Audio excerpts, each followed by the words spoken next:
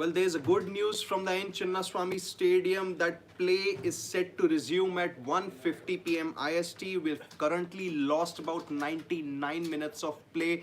That's basically beginning from 11 a.m. when rain literally stopped play. There was a lot of rain. Then it shifted to a drizzle. But now the good thing is that the rain has completely stopped. The ground staff have done the required work that was actually needed to get it ready for the play to resume. And now we are going to resume play at 1:50 p.m. IST, and the revised timings are that T is going to take place at 3:30 p.m. IST, and after that there's going to be the final session is going to take place from 3:50 until 5:15 p.m. IST. So as many overs would be tried to accommodated in this particular space, so as to make sure that that there is not much delay at all.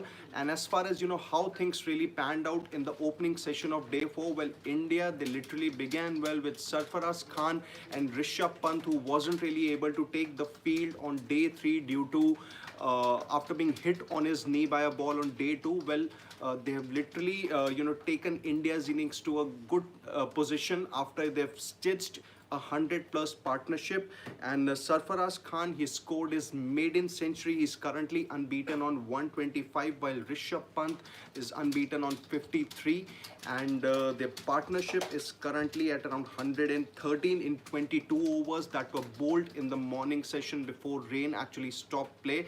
And as far as the New Zealand bowling is concerned, well, they looked a lot clueless. They did not really try those different things that would have probably had them a couple of scalps also. Their spinners couldn't really get that much of turn. And as far as the pacers are also concerned, I think Sarfaraz Khan and Rishabh Pant both found it pretty easy to tackle all of them.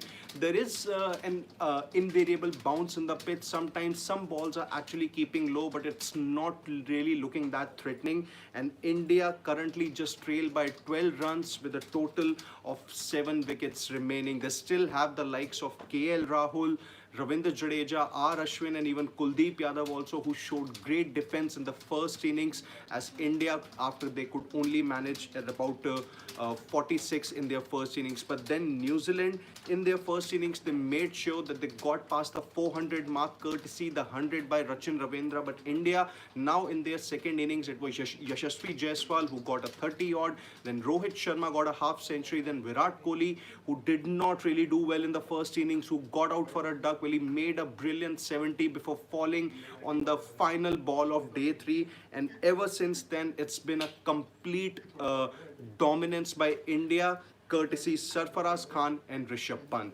So let me just see if I can take a few comments before we wrap things up. Yeah, 50 odd overs to be bowled today.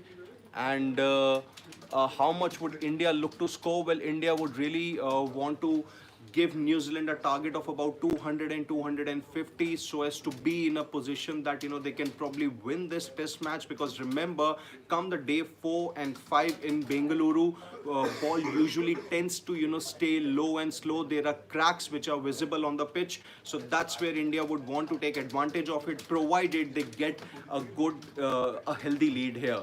So we'll be back with all the live updates of the day 4 of the India versus New Zealand Bengaluru test. So stay tuned to Sports Today and subscribe for all the exciting updates and analysis from the sporting world.